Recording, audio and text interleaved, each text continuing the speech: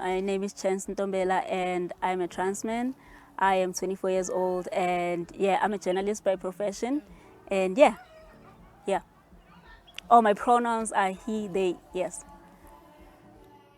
What is beauty to you? Beauty basically just means being yourself, like being comfortable in who you are. Like you don't have to outsource like beauty everywhere. Like you don't have to limit yourself in terms of beauty and stuff like that. So yeah, it's literally who you are, a reflection of you.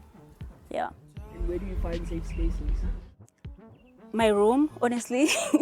I always feel safer in my room, in my house, and yeah, I think I feel more safer when I'm in my space just writing because I'm a writer.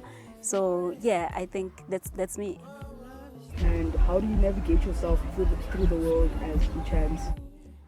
Whew, damn that question.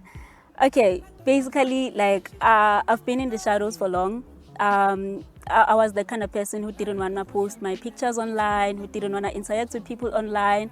I used to write a lot and write letters to myself, write letters to my younger self, right? And now I kind of feel comfortable with, well, not entirely comfortable, but I'm able to go out there in the world and interact with people and yeah, and share parts of myself that I haven't shared with anyone because I kind of feel like writing demands that of you. You have to be out there. So yeah. Where do you find representation, if any? Whew, crazy enough, I haven't seen like much representation when it comes to trans men. Like whether in TV, whether in the space that I work at, like media space, I haven't found it, and I'm still in the process of trying to find it.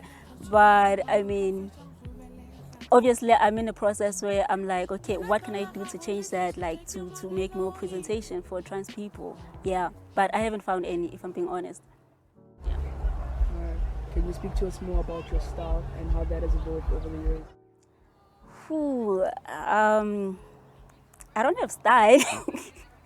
I think I'm just I don't know, like I kind of feel like because I grew up in the villages, like I was kind of limited to whatever I wear, or how I talk, and all those things, man. I was limited to everything. So now it's kind of like I'm still trying to find myself, if I could say. Yeah, so I wouldn't say I have a style or whatever. Are you at peace and where do you find peace? I am at peace. I think I am at peace. I find peace in listening to Fletcher. She's like my crush or whatever.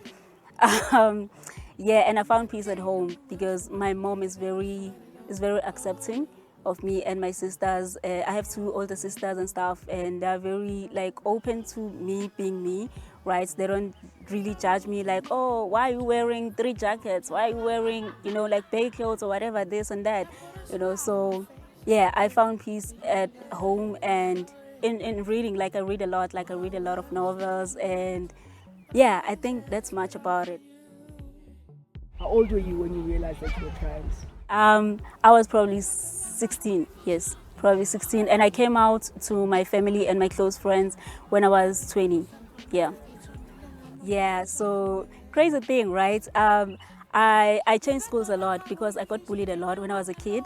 So I was always like everywhere, right? So when I got to the school, I was doing grade 11. I got to Protea secondary, and I got there, and then they had rules of, yeah, you're supposed to wear skirts and stuff like that.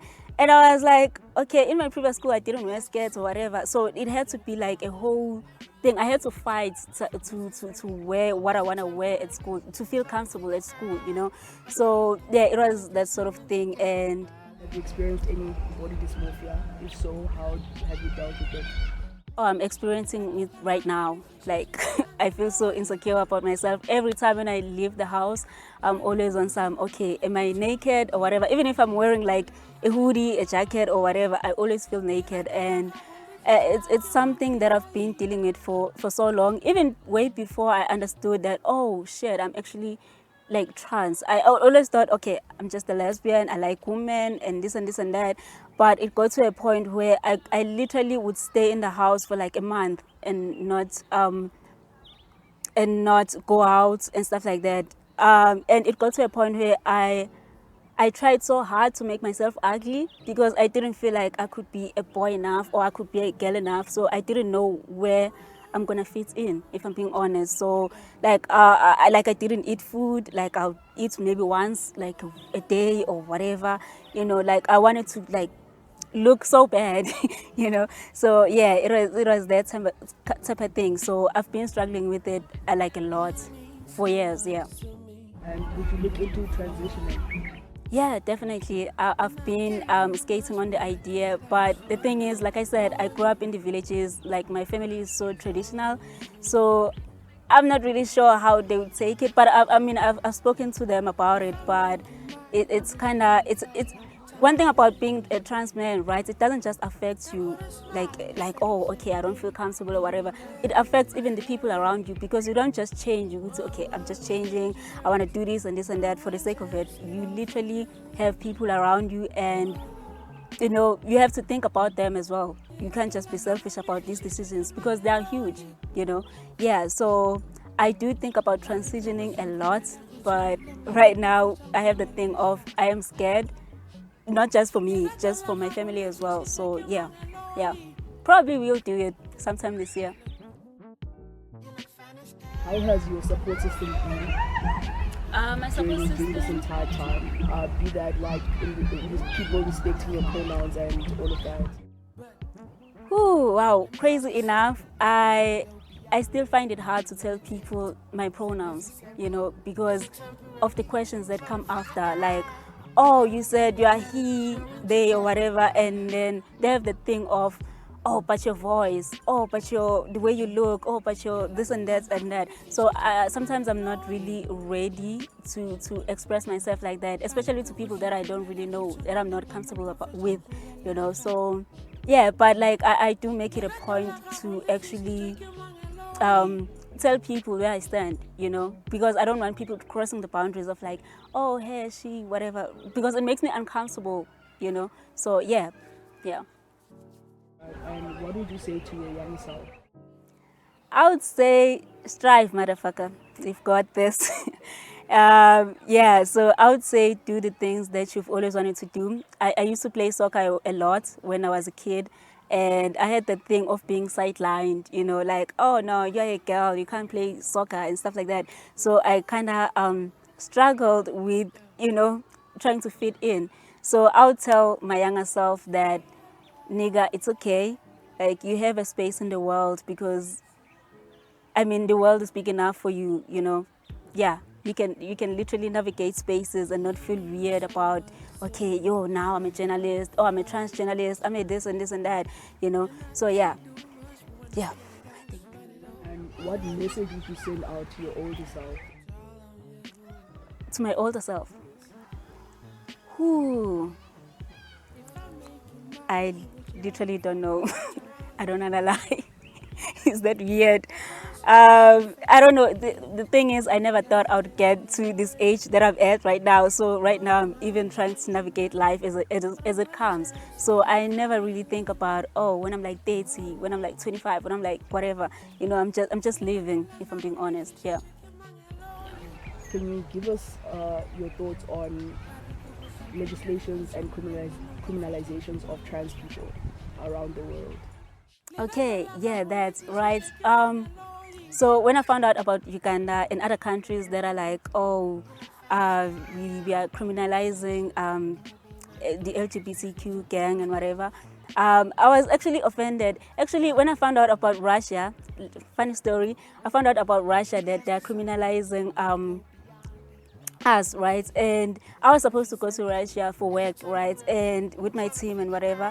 And finding out that my team was like, oh, but we can still go. And I was like, but I'm not welcome there. Like, how do I get to those spaces where I'm not welcome, where I know I'm not welcome? So it kind of, like, those countries, man, like, I always feel like, man, there's so much crime happening in the world. You don't have to like criminalize just who we love and who we interact with, who we want to be with. It's not a crime. It's not a big deal like that you are supposed to be in jail or killed for it. Like, it actually offends me that I think about it. Yeah. Thank you. And is there anything else that you'd like to share with the trans youth? Yeah, I would just like to say, like, be you, be authentic, be do what you love, and don't be afraid. I mean, I know there's always that part of you. There's like a girl and a boy, and they're always fighting to be seen and stuff like that. But I would say strive to be you, like be real and be honest in where you stand as a person. You know, don't just be on some, oh yeah, but I'm trans, but I don't want people to ask me questions about that. Like, literally be prepared for that, because it's always, I feel like it's always going to be there. So be prepared for that, you know. And yeah, just live your life.